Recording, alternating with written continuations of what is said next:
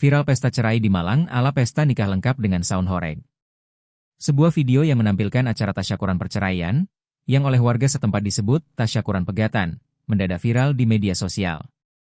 Acara ini berlangsung di Malang pada Sabtu, 27 September 2025, dan videonya pertama kali diunggah oleh akun Cak Bogang.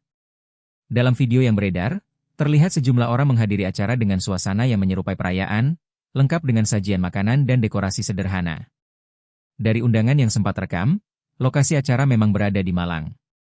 Dalam video, terdengar seseorang menjelaskan perihal acara tersebut dalam bahasa Jawa.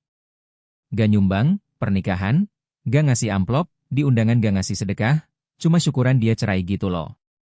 Perayaan yang unik ini menarik perhatian warganet karena mirip suasana pesta pernikahan, namun tujuannya justru untuk merayakan perceraian.